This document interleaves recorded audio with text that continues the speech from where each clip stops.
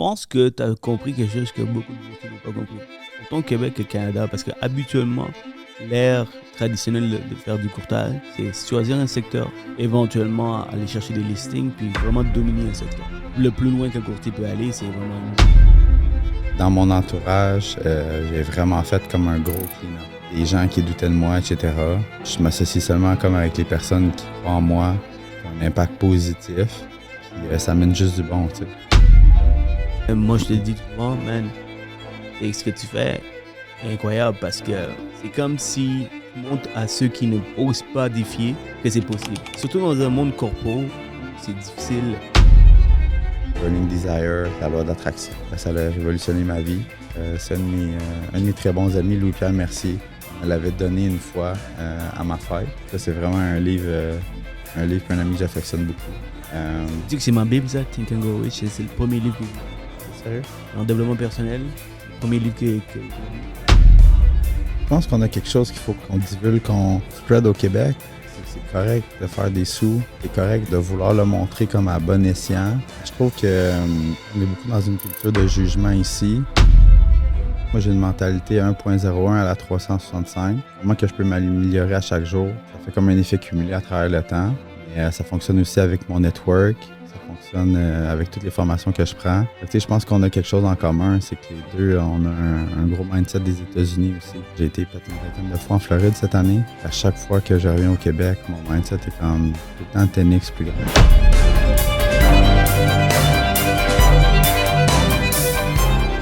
What's up tout le monde, j'espère que vous allez bien. Aujourd'hui, j'ai une personne super intéressante devant moi, à côté de moi, Monsieur Carl Sigouin. Carl Sigouin, pour les gens qui ne connaissent pas, c'est difficile de ne pas connaître au Québec parce qu'il fait du bruit. Il fait beaucoup de bruit. Il a un branding assez différent. Pour un courtier immobilier, chapeau à lui. Chapeau à lui. Yes. The hat guy you wear. Carl, je l'ai connu différemment.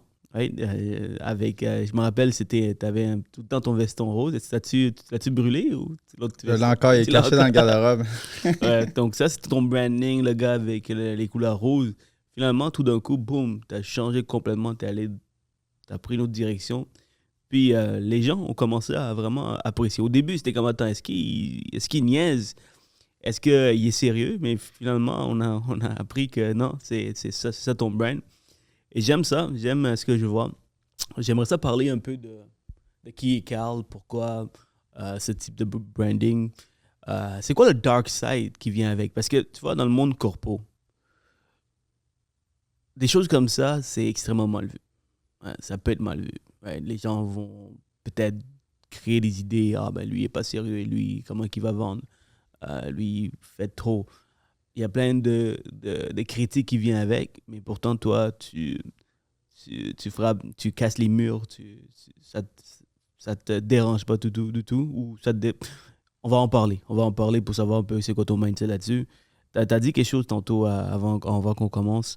T'as une grande résilience, c'est-tu une résilience ou c'est quoi le mot? Oui, exact, une grande résilience. Grande résilience, donc t'as la tête dure. Ouais, très dur. Très dur. Très dur, Très mais dur. quand je crois à quelque chose, je fonce puis je vais à fond. Puis, on va voir où est-ce que ça nous mène. Écoute, j'ai très hâte d'en parler. On va parler des bonnes choses qui viennent avec, mais aussi les moins bonnes choses. On va parler un peu de courtage également. Comment ça se passe? Tu as 27 listings, c'est pas rien, 27 listings. On parle de beaucoup de propriétés. Et chaque fois que je... tout à distance aussi. Chaque fois que je vois Carl, il me dit « Ah, je travaille un peu. » Bro, t'as 27 listings, comment tu travailles un peu? J'ai de la difficulté à croire comment tu ne travailles pas. Donc, ça va m'expliquer un peu le système également. Puis, ça peut être un rêve pour certains courtiers de faire exactement comme toi, de voyager, d'avoir du fun, d'être un peu partout, de connecter, et tout en travaillant. Puis, mais malheureusement ou heureusement, on ne voit pas ce travail. Tu ne vois pas le travail. Tu ne vois pas le travail parce que pour toi, tout est facile. Donc, Carl, ça fait 4 ans que tu es dans le courtage. Comment ça va, mon ami? Yeah, ça va super bien. Écoute, on évolue à travers les années. J'ai commencé à faire du courtage en période de COVID. J'avais un emploi à temps plein. J'étais directeur des ventes pour une microbrasserie. J'ai commencé le courtage. Dans ma première année, j'ai fait 26 ventes. Plus proche, OK. 26 ventes que j'ai faites. J'ai fait comme 150 000 $ en commission à ma première année. la norme dans l'industrie, c'est à peu près 6 ventes la première année. J'ai réussi à faire ça avec un emploi à temps plein.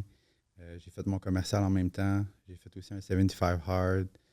Fait que j'ai eu aussi mon enfant aussi, dans cette période-là. Fait que ça a été vraiment une grosse année, la première année. Puis à chaque fois que je débute une année, j'essaie tout le temps d'amener la barre un petit peu plus haute.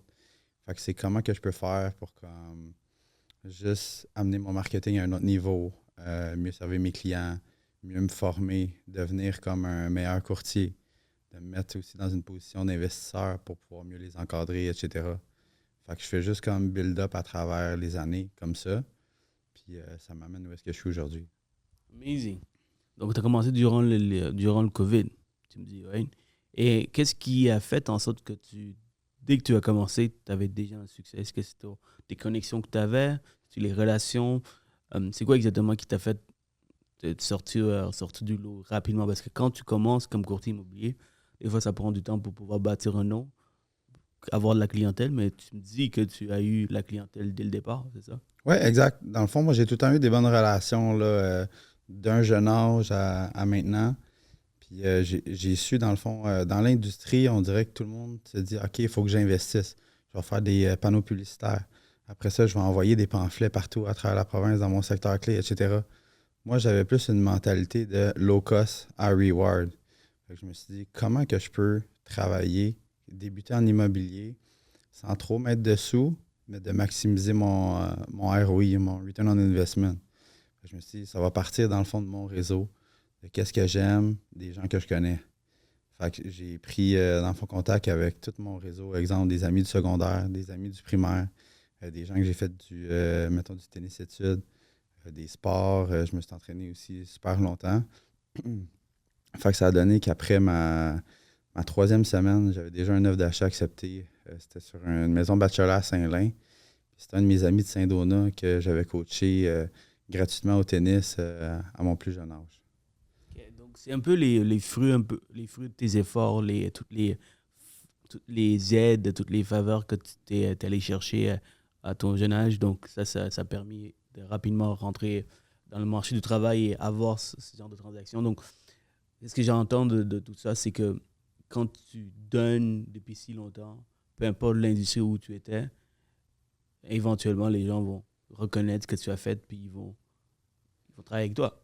Oui, Donc, absolument. est-ce que tu as toujours été ce gars-là quand tu étais plus jeune de vouloir aider? Parce que chaque fois que je te vois, chaque fois qu'on se voit, tu es toujours en train de m'offrir de l'aide. Et c'est aux gens, comment si veux-tu de l'aide? Je peux te mettre en contact avec cette personne.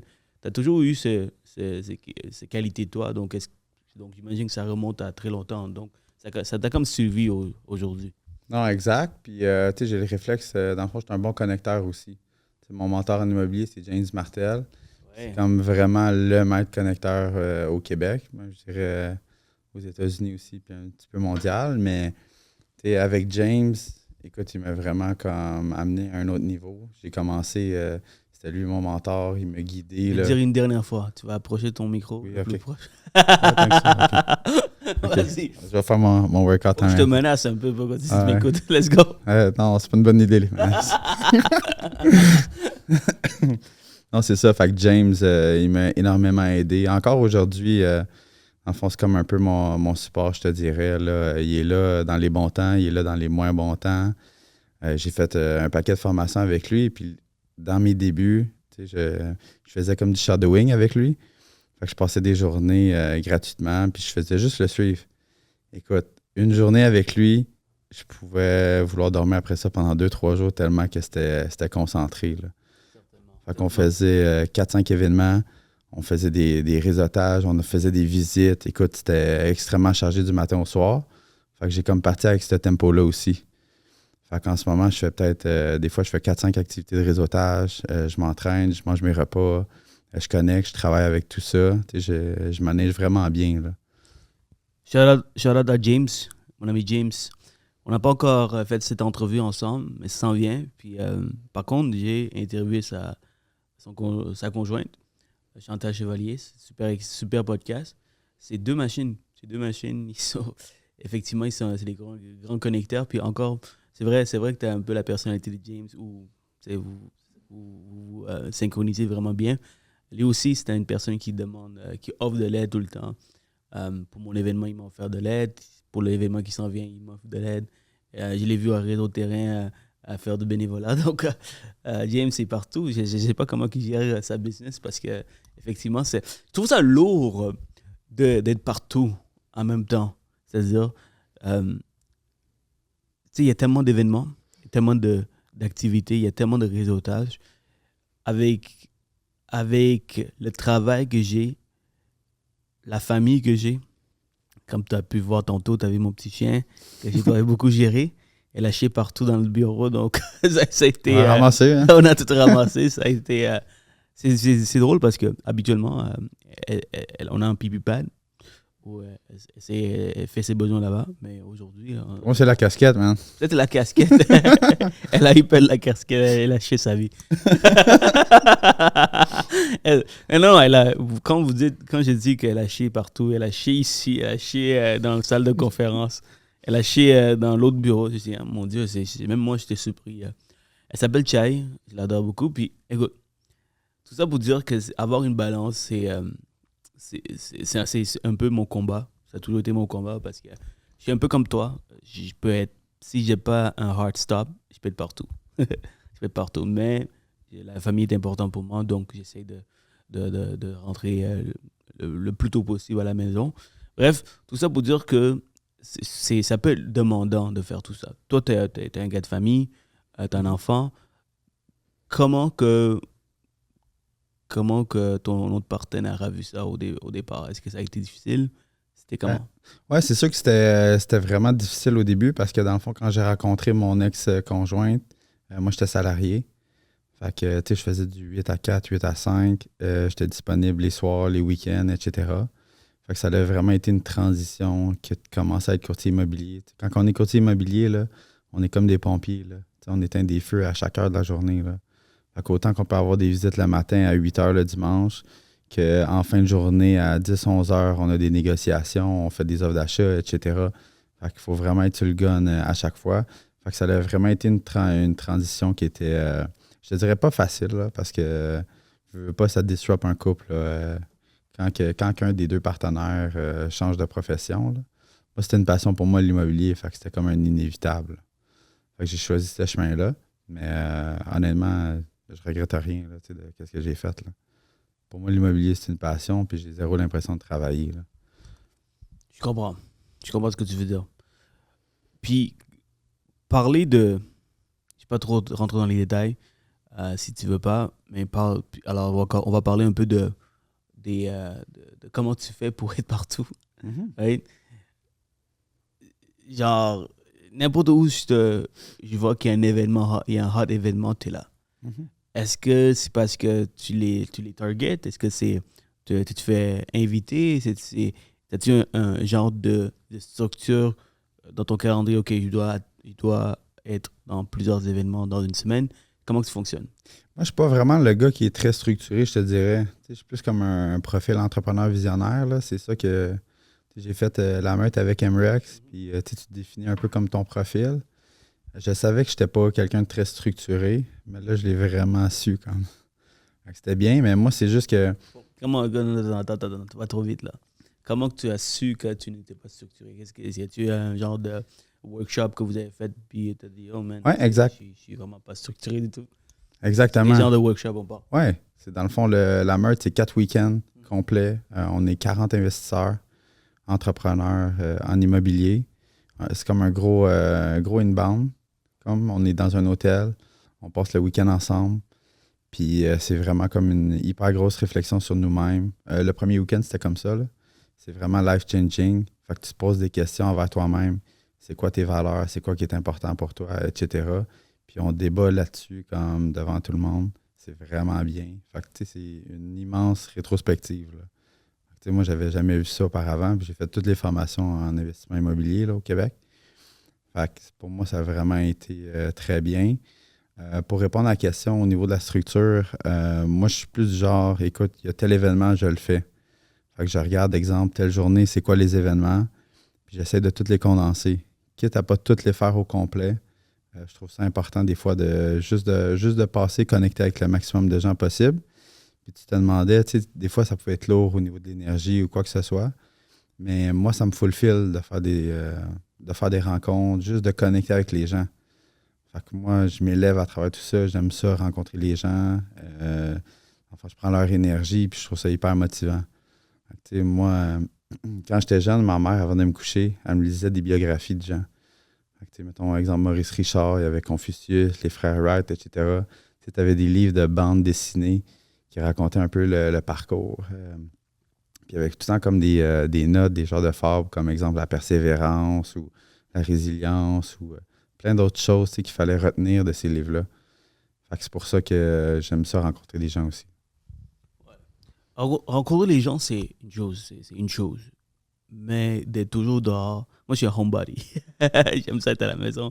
Toujours être dehors, ça, c'est une autre chose. Toi, t'aimes ça. C'est quelque chose qui te vient te chercher, qui te donne l'énergie pour pouvoir attaquer ta journée. C'est ça que tu me dis. Exactement. Puis tu as compris ça très, très vite. Et tu as compris avec MRX que tu n'étais pas une personne structurée. Alors, c'est quoi la solution à une personne non structurée pour ceux qui nous écoutent, qui ont le même profil que toi? Je dirais que je ressemble un peu à toi aussi. Je suis pas structuré. Mm-hmm. Par contre, j'ai du monde autour de moi qui m'aide à structurer. Alors, donc, c'est-à-dire j'ai une adjointe qui book mes rendez-vous. Elle fait les suivis avec les clients. J'ai un analyste qui traite mes dossiers qui seront on track pour s'assurer que tout se passe bien. J'ai 2-3 analystes, puis j'ai beaucoup d'aide, tu vois. Grosso modo, ce que je voulais dire, c'est que j'ai beaucoup d'aide, et ça me permet d'être sharp, très sharp. Mais si j'étais seul, avec le char de travail, ça aurait été extrêmement difficile. Donc toi, c'est quoi ton truc? Moi, je l'ai fait pendant la première année et demie. Je te dirais que j'étais vraiment seul. J'avais pas d'adjointe. Je gérais tout vraiment seul. Je travaillais comme un 80-90 heures semaine, puis je trouvais que ça faisait absolument aucun sens. Fait que j'ai été chercher de l'aide, j'ai été chercher des adjointes virtuelles qui m'accompagnaient dans mon daily basis. Fait que les tâches, exemple, un petit peu de paperwork, on peut déléguer à ce niveau-là, tout en restant légal. C'est de s'entourer comme ça, mais dans les 2 dernières années, il m'est arrivé une vision aussi que je voulais couvrir le Québec au complet. Fait que je voulais pas juste me limiter à un secteur ferme. Puis pour faire ça, ça prend, dans le fond, des personnes aussi sur place. Je peux pas être à 80 places en même temps. Là. Je peux pas être dans les Laurentides puis en Gaspésie en même temps. Fait que ça me prend des contacts de confiance qui sont sharp, qui ont la même vision que moi, puis qui peuvent m'aider dans mon day-to-day. Fait que c'est ça que je suis en train de bâtir. Est-ce que c'est pour ça que tu dis tu es capable de lister 27 puis de faire la fête? Non, absolument. Ouais. Oh, oui. Tous tes listings sont en partenariat avec d'autres collègues, donc ils s'en occupent pour pouvoir faire les petites tâches administratives. Et toi, tu es un gars avec plus la vision. Donc, tu vas aller chercher les leads, tu vas aller chercher le listing, puis après ça, tu vas laisser d'autres personnes t'aider à les vendre. Oui, exact. Parce que moi, dans le fond, je suis un people guy. Fait que tout ce qui est paperwork, etc., je le fais, je m'assure que tout est bien validé, tout est parfait. Mais moi, ce que j'aime faire, c'est rencontrer les gens. J'adore ça. Je pense que tu as compris quelque chose que beaucoup de courtiers n'ont pas compris. Beaucoup de courtiers, autant au Québec que au Canada, parce qu'habituellement, l'ère traditionnelle de faire du courtage, c'est choisir un secteur, de solliciter ce secteur le plus possible, éventuellement aller chercher des listings, puis vraiment dominer un secteur. Le plus loin qu'un courtier peut aller, c'est vraiment une ville au complet. Right? Mais du moment que tu es à 3, 4, 5, 6 heures de voyage, ben ça, c'est trop demandant. C'est presque impossible aussi. C'est presque impossible de gérer tout ça. Imagine un client qui veut visiter un de tes listings ou faire une porte ouverte à 4 heures de où est-ce que tu habites. C'est lourd. Right? Mais toi, tu as décidé de faire les choses autrement. Un peu comme dans le courtage hypothécaire, nous, on a la possibilité de faire un peu partout au Québec, même le Canada, si tu as le permis pour. Donc, tu peux t'asseoir devant ton bureau et gérer tous tes dossiers à travers le Canada au complet, puis même à travers le monde, si tu as des permis ailleurs, en tant que courtier hypothécaire. Dans le courtage immobilier, c'était moins possible. C'est moins possible parce que tu dois être sur le terrain. Maintenant, une des difficultés, parce que tu n'es pas le seul à avoir y pensé, mais le blocage qu'ils ont, c'est que si un client m'engage, il voudrait me voir sur place. Le client voudrait que tu fasses la porte ouverte, les portes ouvertes, ainsi de suite. Donc toi, c'était pas un blocage pour toi. Non, pas vraiment, je te dirais. Pourquoi? Je te dirais que niveau marketing, j'ajoutais ma sauce aussi. Exemple, je peux faire mes vidéos, mon branding, etc. Fait que ça, c'était fait. Mais sinon, à travers mon équipe, je veux pas, je peux pas être à 80 places en même temps. Puis ça, les clients, ils savent. Là, Insane. Donc, tu vas gérer les attentes directement avec le client dès le départ. Tu vas set les expectations en disant, voici comment je fonctionne. Il va avoir des collègues qui vont pouvoir traiter les tâches administratives ou aller faire des visites s'il faut. Moi, mon travail, ma business, c'est de t'amener le plus de trafic dans ton listing. Right? Alors, je vais être sur les réseaux sociaux, je vais faire le food, je vais faire la fête. Façon de parler pour dire que je vais aller chercher le plus de trafic possible dans ce listing.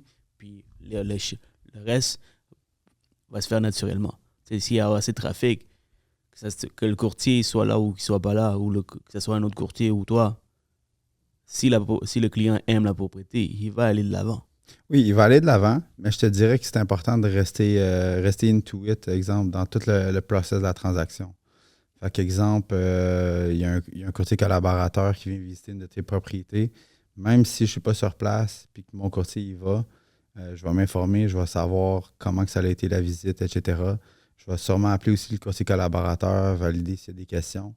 Fait que c'est d'être dans le procédé tout le long de la transaction. Je pense que c'est le minimum qu'on doit faire, right? Pour aller chercher une bonne réputation dans le marché, démontrer que tu es investi dans la transaction. Je pense que c'est important, puis tu le fais bien. Ça, si j'aurais fait la même chose. Donc, pour vraiment, j'aime ça dire be scrappy. Scrappy, ça veut dire être parano un peu pour chacune des transactions. C'est de superviser, contrôler toute la vente au complet. Alors, si tu peux faire ça tout en restant à distance, c'est merveilleux. Tu peux gérer plein de listings, plein de choses en même temps.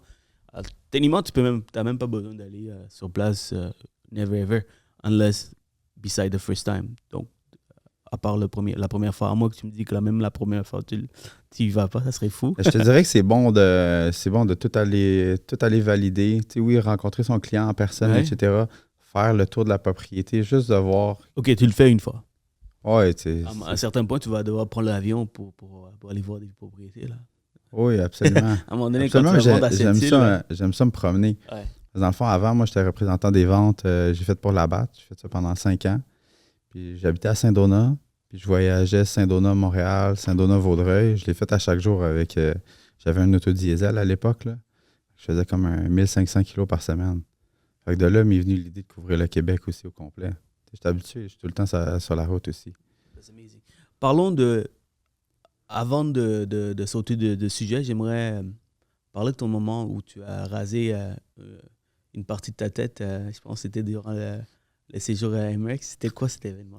Comment ça se fait? Comment on s'est rendu à cette situation? Ça, c'était très drôle. Écoute, c'était pendant la semaine MREX. On était au Mexique. Ouais. Moi, je me considère comme un très bon joueur de ping-pong. Puis... OK, les amis. OK? Carl, je t'aime beaucoup, OK? Par contre, je vais te dire quelque chose. Tu n'es pas bon au ping-pong. On va mettre ça public. Tu n'es pas bon au ping-pong. Pas aussi bon que moi. Parce qu'on a déjà joué ensemble. Ah non, là, ça marche pas. Là. Ces raquettes étaient pas bonnes. On a déjà joué ensemble. On a fait des petits reels. Et la preuve, si vous remontez un peu à 2 ans, 3 ans, Carl est venu dans mes bureaux avec son veston. Ça, c'est ton ancien branding, ton veston rose. On a fait. Puis lui, Carl, avant qu'on décide de jouer au ping-pong, il s'est vanté un peu. Exactement qu'est-ce qu'il dit actuellement. Il est bon au ping-pong. Moi, quand j'étais au primaire, j'ai joué au ping-pong. Ouais. J'ai pris des cours de ping-pong. Éventuellement, par la suite, même au collège, j'ai joué un peu dans les pauses, mais that's pretty much it. C'est pas plus que ça. Mais j'ai encore le réflexe, right? Alors qu'avec quelqu'un de bon, je suis pourri. Mais quelqu'un... C'est quoi qu'il va dire, là? Quelqu'un qui est correct, je suis capable de défier. Carl, tu sais jouer, mais t'es pas bon. Faut qu'on fasse ça, là. Je suis vraiment pas d'accord avec ça. T'es pas bon, mon ami, t'es pas bon. Mais je t'aime beaucoup, c'est pour ça que j'aime ça te taquiner un peu sur le pod. Mon premier vidéo, c'est avec toi. Ta première vidéo, c'est avec moi? Ouais. Le premier reel qu'on avait fait. Le nombre de fois on a réessayé parce que tu l'as manqué la balle. Ah non, mais j'étais stressé à cause de la caméra. Oui, tu étais stressé. Oui, mais c'est drôle parce que aujourd'hui, t'es beaucoup plus à l'aise. On dirait que t'as accepté la personne que tu es. C'est incroyable. On va parler de ça un peu tantôt. J'espère que t'es pas mal à l'aise avec le fait que je t'ai mis sur le spot que t'es pas bon au ping-pong. Non, ben je sais que c'est pas vrai. OK, on va faire un challenge. Niveau ping-pong club, là. Un live challenge, puis on va jouer au ping-pong. J'ai juste pas de table de ping-pong dans mon bureau. On peut jouer aux raquettes si tu veux. Bref. OK, continue ton histoire. À part que t'es bon ping-pong, continue. Oui, exact. Dans le fond, on est dans la semaine MREX. On est au Royalton Chic Cancun. Super bel endroit. Là, je connais qu'avec des Français qui sont là-bas. Il y en a un, c'est un pro de ping-pong. Il a fait les Olympiques. Il y en a un autre que c'est un coach. Fait que là, je suis très motivé.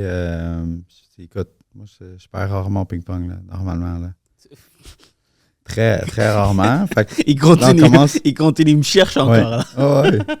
Fait que là, j'arrive au gars, je dis, écoutez, je suis difficilement battable au ping-pong. Puis là, les Français sont comme, OK, parfait, on va jouer. J'ai mis une coupe de reels là, sur Facebook, Instagram. Là. Les gars sont vraiment très bons. Fait que là, on a joué. Là-bas, la température n'était pas très adéquate. Il ventait énormément.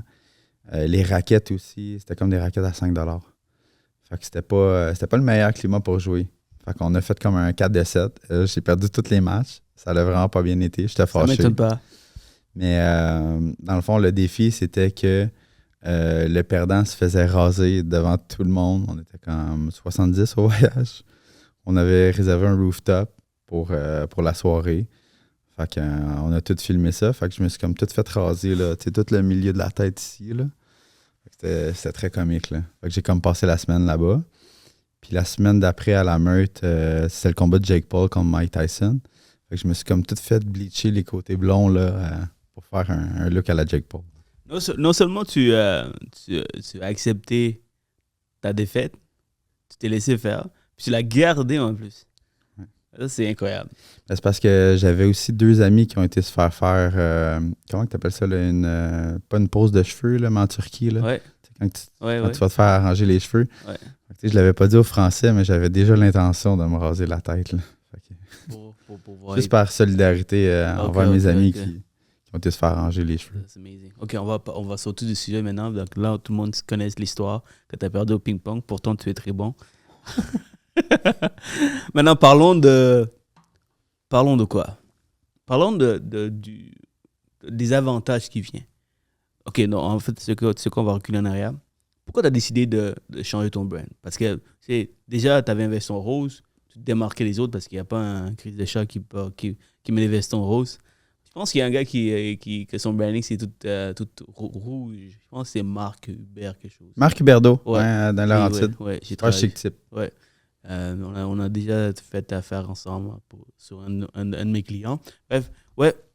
Lui, c'est rouge, mais autre que ça, c'est très rare de voir des gens avec qui brandent d'un couleur en particulier. Tu l'as fait en rose, puis déjà là, tu avais certaines attentions, mais c'était pas assez pour toi. Pourquoi tu as décidé d'où vient l'histoire de Hat Guy? Le Hat Guy, dans le fond, j'ai fait 6 des 7 matchs pour la finale de la Coupe Stanley. Ouais. Fait que j'étais en Floride, j'étais à Edmonton, j'ai fait ça back and forth tout le long de la finale de la Coupe Stanley. Ça m'a coûté près d'un 100 000 $ en investissement. RDS a fait un reportage sur moi. On peut le voir là sur Internet, etc. Mais j'ai connu la casquette à la première partie. Je venais d'acheter une petite casquette dans un stand. Ça m'avait coûté comme 60$ US. J'étais pressé un peu, j'étais arrivé en retard. Puis là, je la mettais, etc. Mais j'aime ça aller voir les boutiques des équipes de hockey ou des équipes sportives pour me brander. Là. J'adore ça. Fait que quand que j'étais arrivé à la première partie, j'avais vu l'immense casquette, puis elle était comme 100$ US. J'étais comme, là, je viens de dépenser 60 pour une casquette, là, mais la casquette est juste trop malade, là. Fait que là, c'est comme faire mes yeux juste 15 secondes. J'ai fait, OK, fuck that shit, là, ça m'apprend. Fait que là, parfait, je l'ai acheté.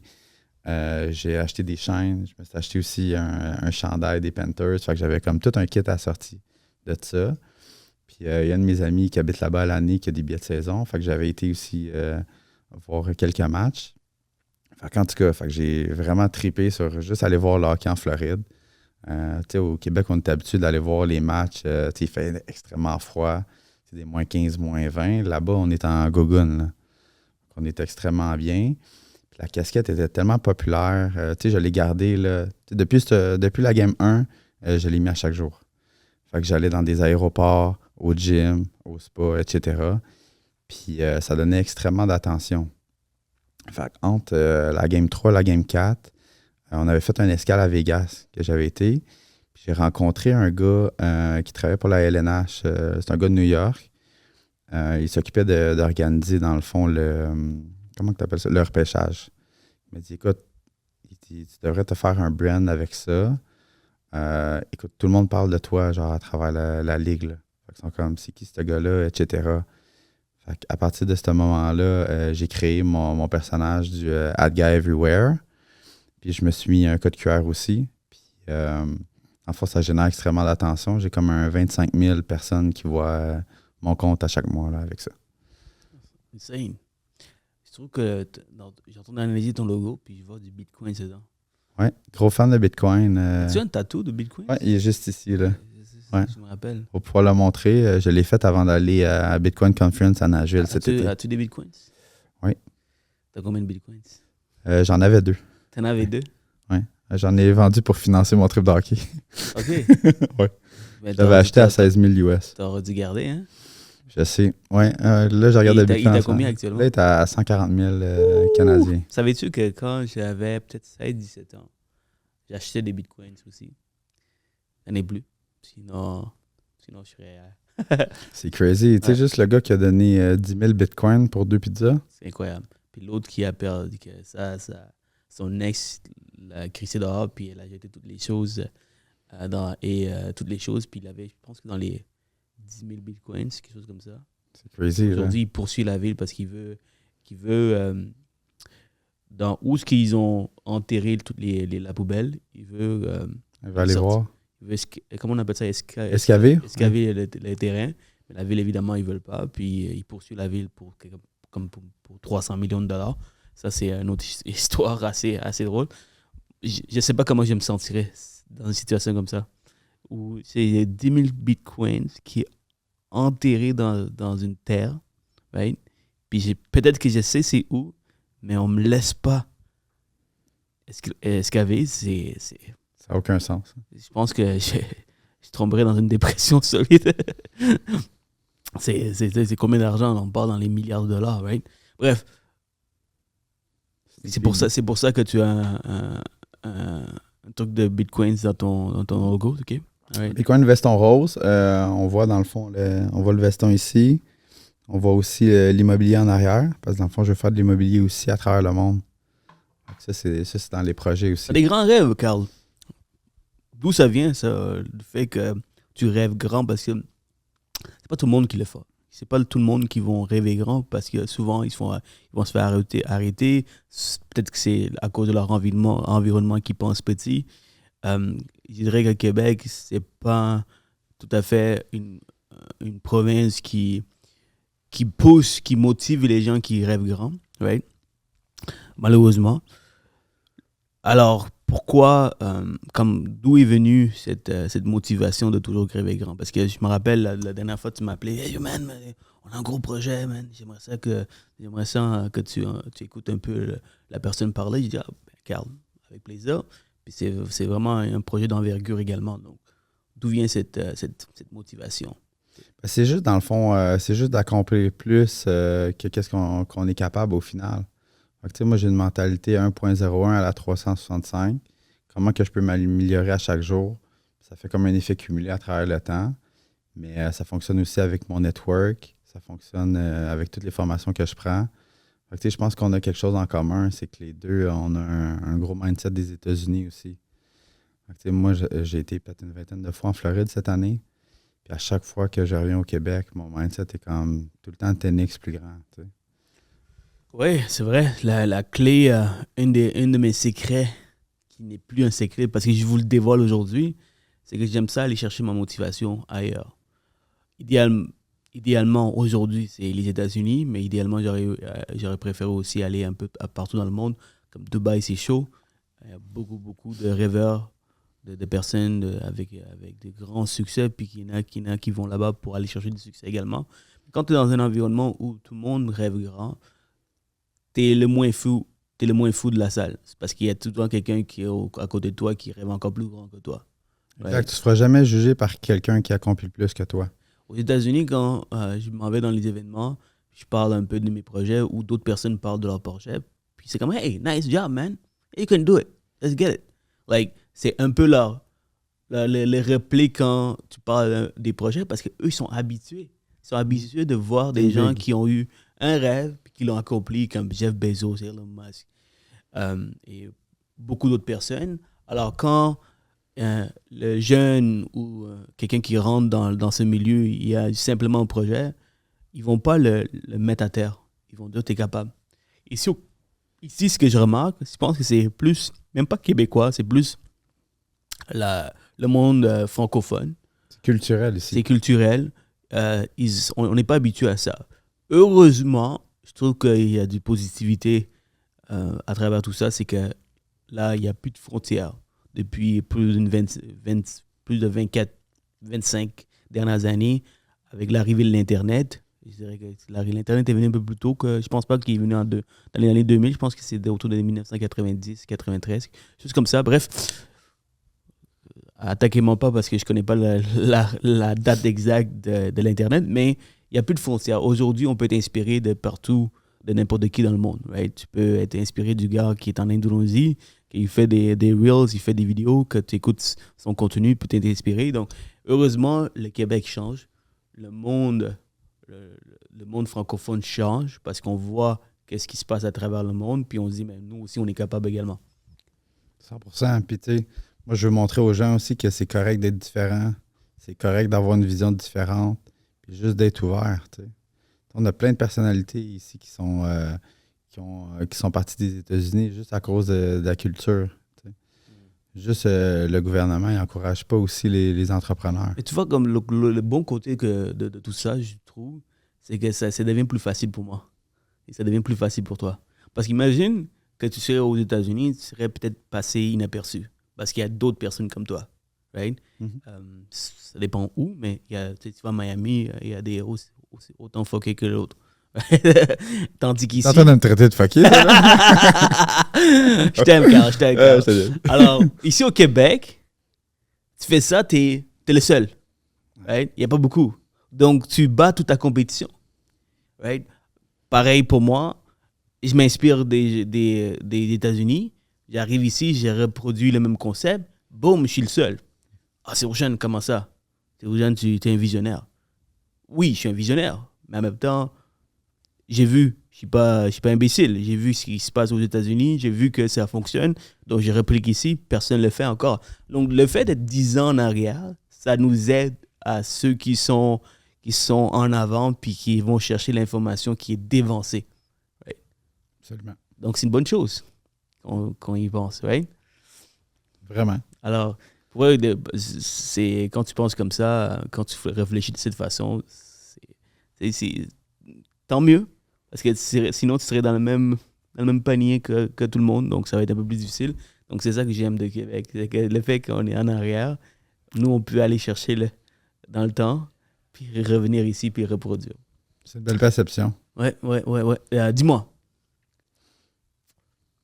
What's a dark side? Parce que t'as plein de fleurs. Les gens admirent ce que tu fais. Même moi, je te dis souvent, man, ce que tu fais est incroyable parce que c'est comme si tu montres à ceux qui osent pas défier que c'est possible. Right? surtout dans un monde corpo où c'est difficile de changer le système, la perception, et que là, toi, tu viens... Mettons que tu dis dans la musique. C'est normal ce que tu fais. Ouais, tu fais rien de nouveau. Mais dans le monde corpo, surtout dans l'immobilier, c'est complètement nouveau. Right? C'est complètement nouveau, personne n'a vu ça.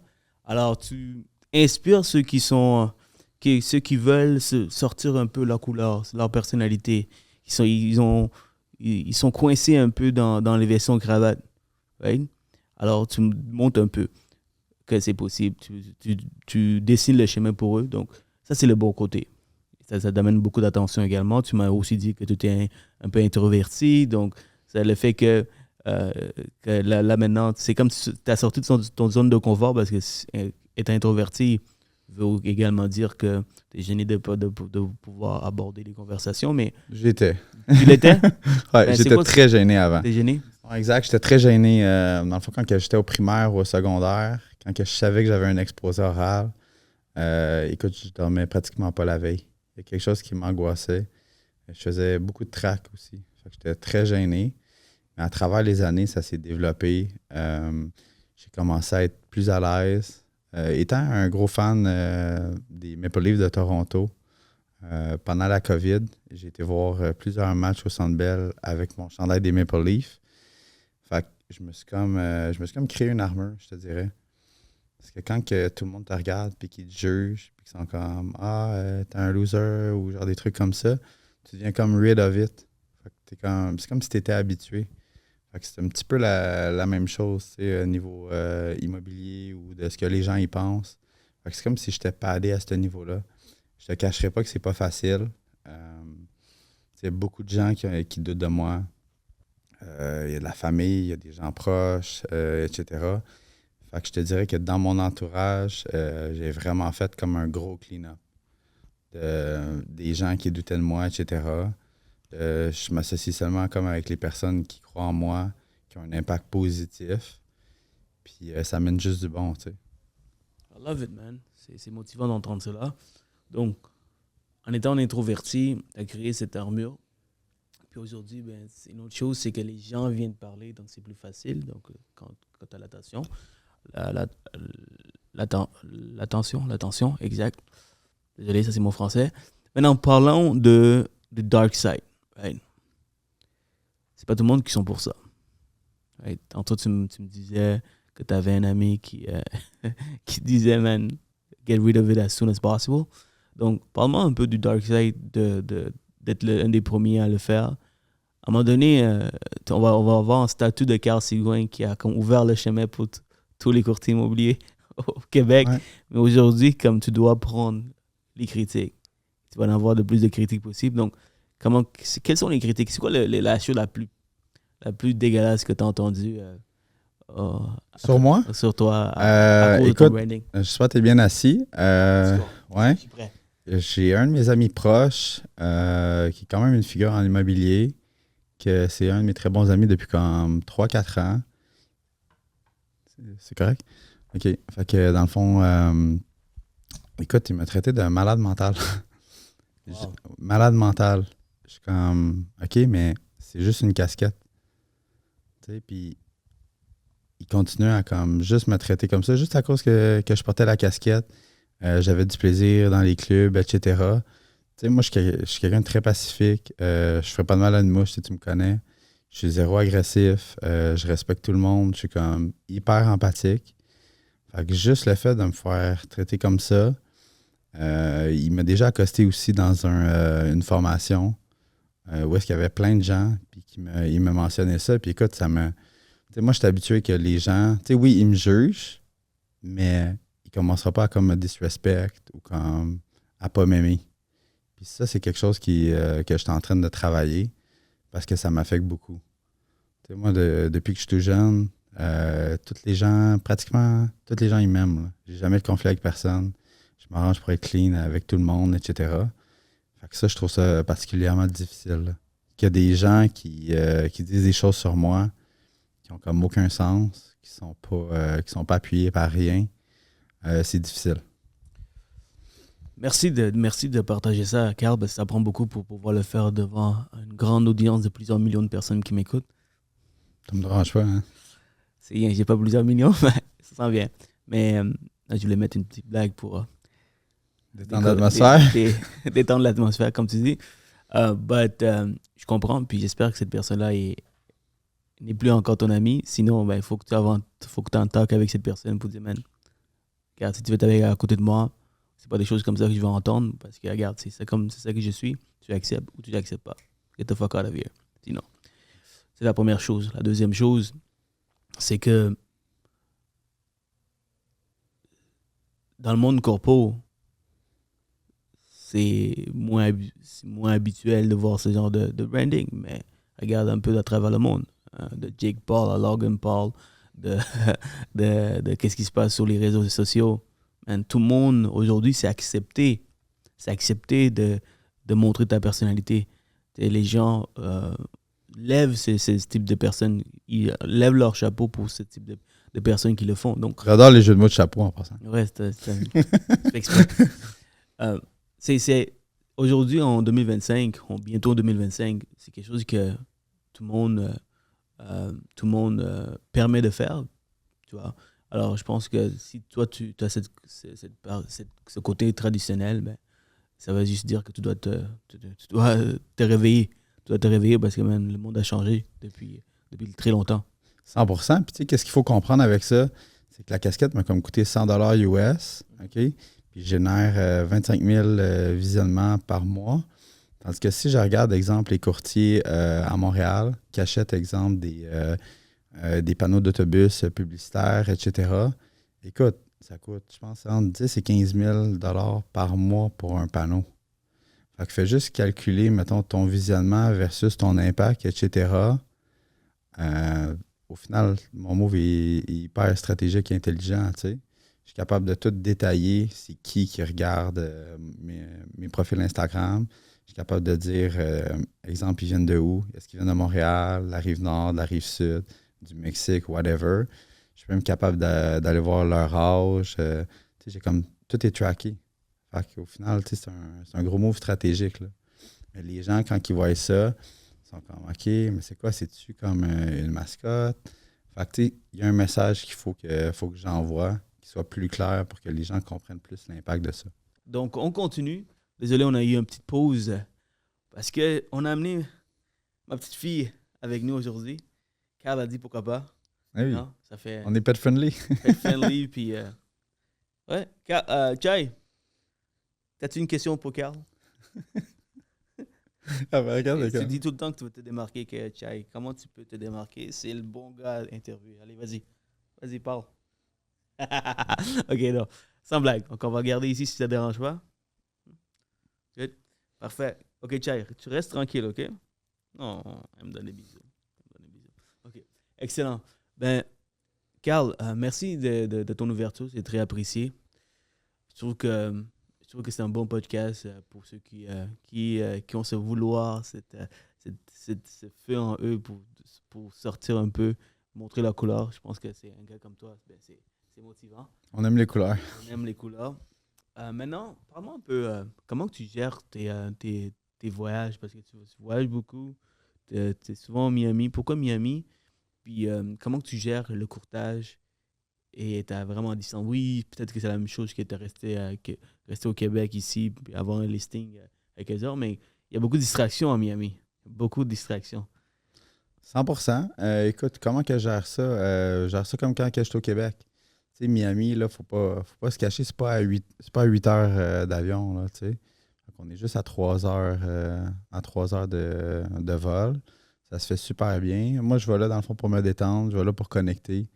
J'ai beaucoup d'amis là-bas. La culture là-bas, c'est très orienté fitness, bien-être, etc. Fait que quand je vais là-bas, je me sens extrêmement bien. Je sais pas qu'est-ce qu'il y a dans l'air avec les palmiers, mais écoute, ça m'énergise énormément. Fait que juste d'être bien, puis de pouvoir gérer ma business de là-bas, tu sais, les clients, ils le ressentent. Fait que, quand un courtier est stressé, puis que les clients, ils l'appellent, etc., tu sais, c'est pas la même personne qui gère les situations de la même manière. Quand il y a quelqu'un qui est détendu, qui est sharp, qui est calme, puis qui est ouvert, puis qui amène des bonnes solutions. Tu sais, au final, c'est ça que le client il veut. C'est pas juste quelqu'un qui est là physiquement, c'est quelqu'un qui est là pour les besoins du client, puis pour vraiment overcome ses attentes. T'as complètement raison. Es-tu déjà allé à LA? Pas encore. Man, si Ça a tu été es doux. Miami, LA va topper ça. LA va topper ça. C'est-à-dire que LA, c'est comme Miami et le scenery, l'environnement est beaucoup plus beau. Comme tu peux voir des montagnes, tu peux voir des plages, mais à quelques minutes, tu vas voir des collines, des montagnes. Malibu, c'est incroyable. Il y a beaucoup plus d'argent. J'aime ça dire Miami, c'est new money. Et LA, c'est wealthy money. Donc ça, c'est des générations après génération. Donc, rouler en T'aurais Rolls pas dû me Royce. dire ça, là. Donc, rouler en Rolls Royce à LA, t'es comme un autre. Mais à Miami, non, tu veux flasher. Tu vois. Tu veux flasher. Souvent, c'est des gens qui sont nouvellement millionnaires. Et j'ai rien enlevé là-dessus, mais tu comprends ce que je veux dire? LA, c'est différent. 100%, mais je pense qu'on a quelque chose qu'il faut qu'on divulgue, qu'on spread au Québec. C'est que c'est correct de faire des sous. C'est correct de vouloir le montrer comme à bon escient. Je trouve que on est beaucoup dans une culture de jugement ici.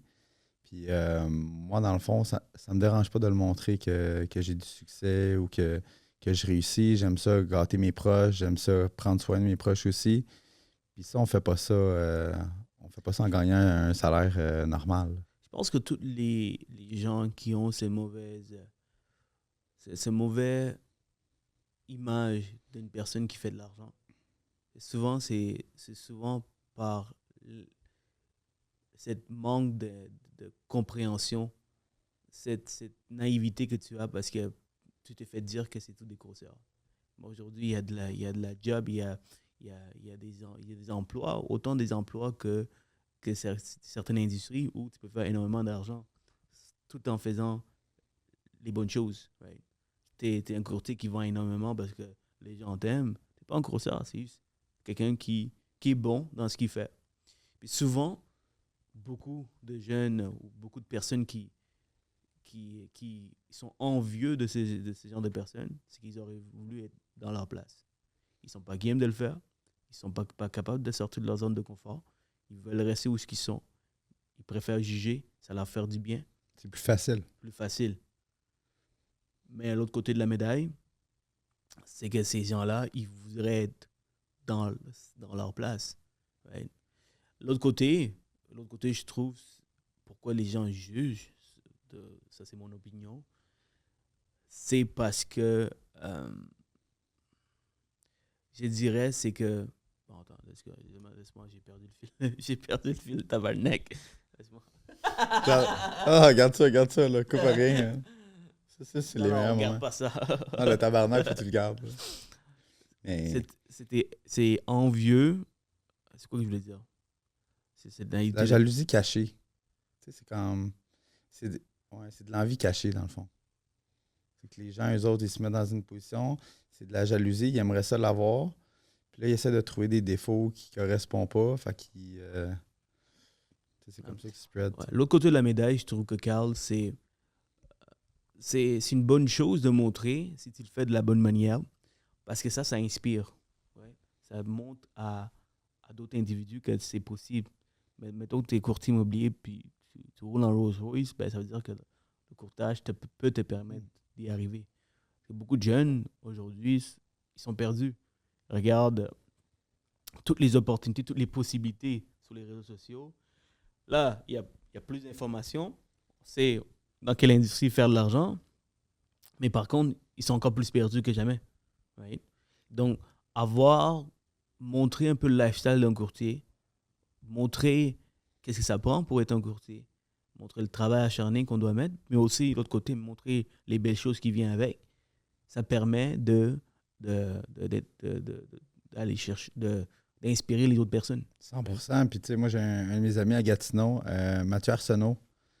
Écoute, s'il y a quelqu'un qui se fait juger au Québec, honnêtement, je pense que c'est bien lui. Je connais le gars. J'étais dans des formations à Ottawa.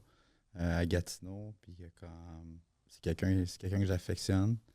C'est quelqu'un qui n'a pas peur aussi de se faire juger.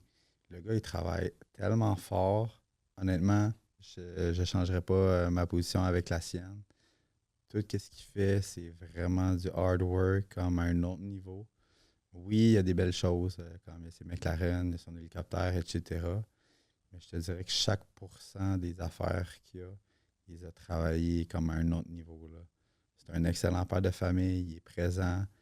Sa femme est dans son day-to-day, c'est une perle. Derrière chaque grand homme se cache une grande femme.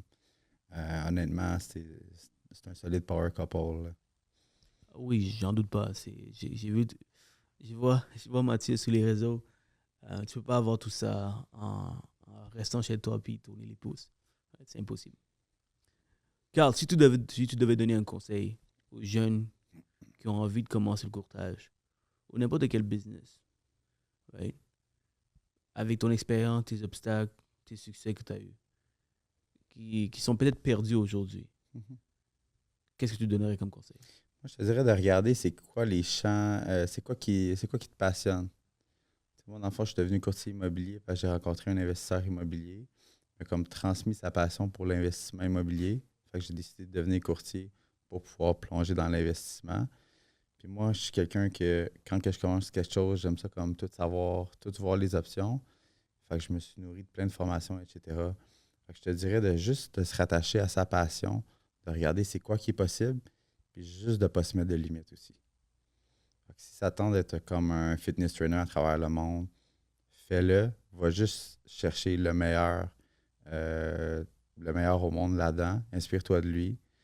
Si ça tente aussi d'être un day trader ou de faire quelque chose de différent, fais-le. Puis n'aie pas peur du jugement des autres. Parce que je veux pas, c'est ça que tu veux faire. Puis les gens qui sont autour de toi, qui veulent ton bien, ils vont dire regarde, fais-le, on va être là si ça va pas. Puis ça va juste mieux aller. Au final, ça va juste éclairer son cercle. Tu sais. Ça va bien aller. Si tu devais retourner en arrière, au jeune Carl, tu peux retourner aussi loin que l'adolescence, ou tu peux aller simplement au début de ton courtage. Qu'est-ce que tu préfères retourner pour donner un conseil? D'abord, la première question. Je dirais prendre plus de risques. Non, non, non, la question, t'as pas compris la question. Tu as deux choix. C'est soit tu recules dans le temps pour aller au jeune courtier qui commence, ou au jeune adolescent, Carl. Et là, après ça, on va te donner le conseil. Qu'est-ce que tu préfères entre les deux? Tu avais une chance de donner un conseil. Oui. Alors, soit tu retournes en arrière jusqu'à ton adolescence, ou si tu retournes Le plus loin possible. le plus loin. OK, donc on va au plus loin possible maintenant, adolescence. Maintenant, donne un conseil avec l'expertise, la sagesse que tu as aujourd'hui. C'est quoi le conseil? Ça serait au jeune Carl qui est au secondaire actuellement. Prends des risques et pas peur du jugement des autres. Prends des risques. Est-ce que tu penses que ce Carl peut recevoir ce message? Il comprendra ce message? Il faudra que tu dois... Ouais? Ouais. Venant de Carl d'aujourd'hui, il va percevoir. Absolument. Crois en tes rêves, crois en ta personne. Puis fais juste foncer. Okay. La raison pourquoi je dis ça, c'est parce que des fois, souvent quand on est jeune, nos parents nous disent plein de choses qui sont bonnes pour nous, mais on ne les écoute pas. Alors j'ai juste une petite inquiétude que ce jeune Carl n'écoute pas ce que tu dis. Mais OK. OK, parfait. Si tu avais un livre à nous recommander, Carl, on arrive à la fin. Ouais. Tu avais un livre à nous recommander, ça serait. Es-tu un grand lecteur? Oui.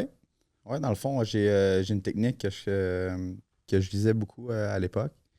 Là, je suis en train de recommencer beaucoup à lire. Lire un livre par semaine, c'est pas quelque chose de très sorcier. Dans le fond, je lisais un livre, j'ai fait ça pendant comme quelques mois. Juste de prendre le nombre de pages d'un livre, de le diviser par 7, puis de lire, exemple, 30 pages par jour. Ça va extrêmement vite, mais un livre excellent que j'aime beaucoup, Think and Grow Rich, de Napoléon Hill, Réfléchir, devenir riche. Ça l'ouvre beaucoup de possibilités. Ça parle en fond du Burning Desire, la loi de l'attraction, etc. Ça a révolutionné ma vie.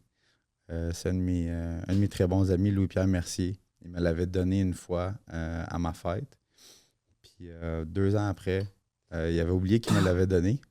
Il me l'a redonné. Fait que là, cette fois-là, je l'ai lu. Ça, c'est vraiment un livre qu'un ami que j'affectionne beaucoup. Tu dis que c'est ma Bible, ça, Think and Grow Rich. C'est le premier livre que j'ai lu. T'es sérieux? En développement personnel, c'est le premier livre que j'ai lu.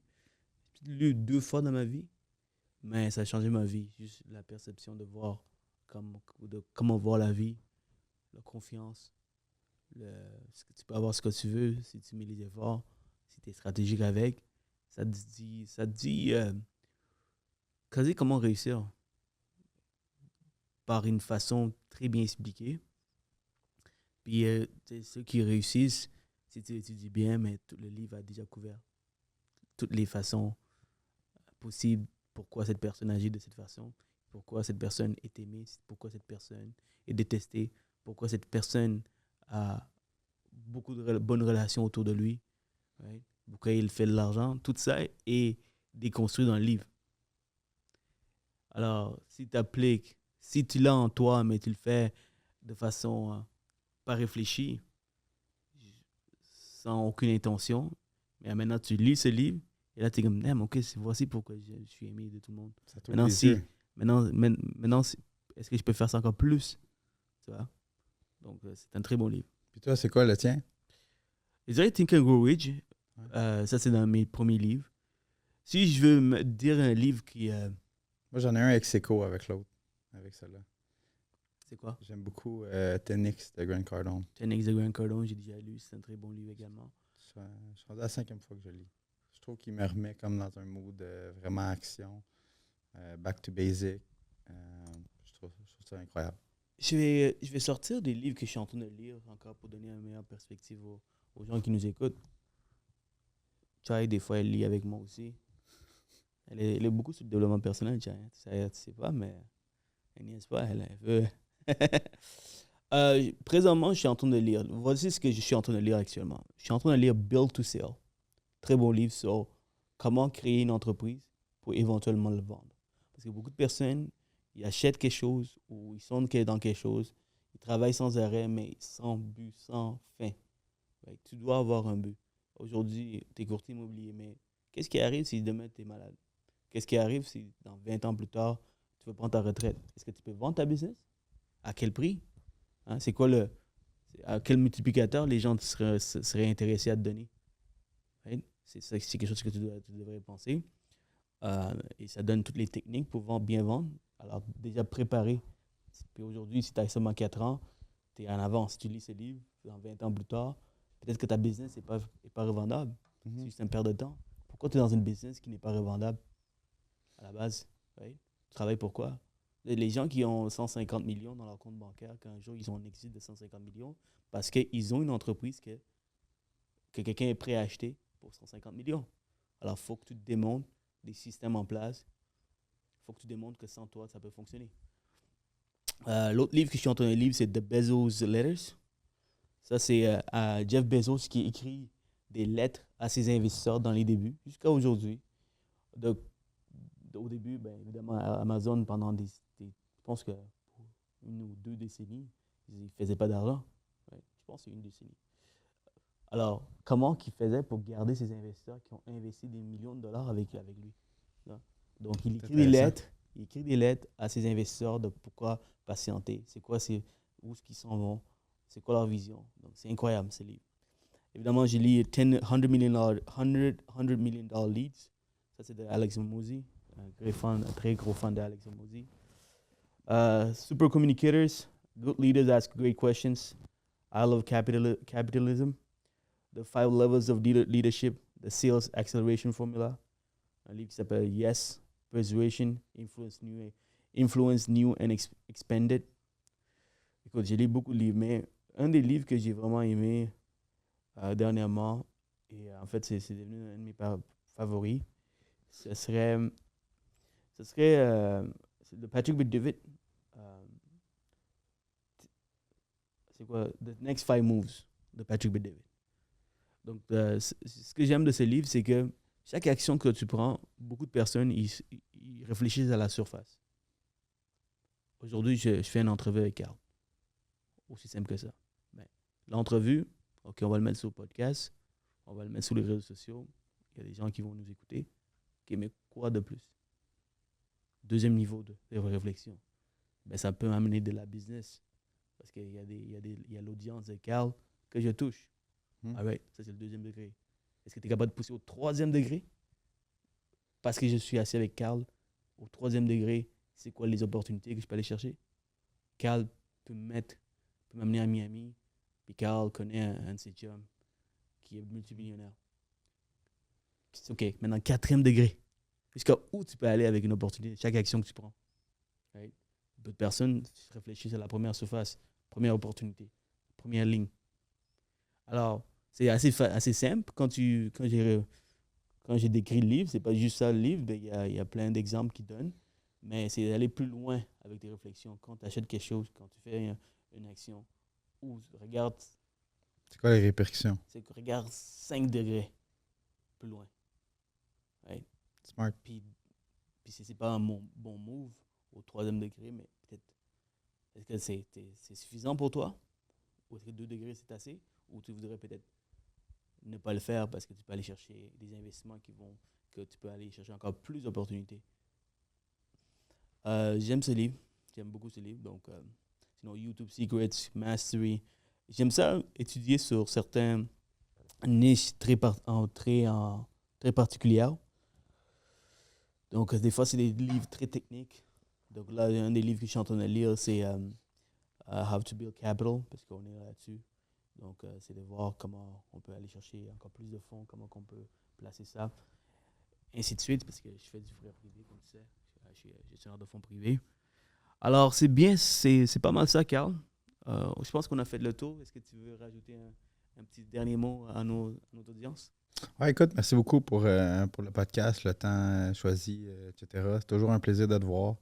Je te dirais, dans le fond, je dirais aux gens de ne pas avoir peur aussi de se faire juger. Continuez à foncer.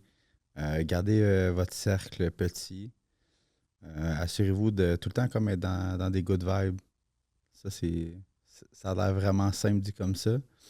Mais quand tu l'appliques dans ton quotidien, ça a un effet ultra bénéfique. Good vibe vient avec un bon environnement. Voilà. Drop the mic.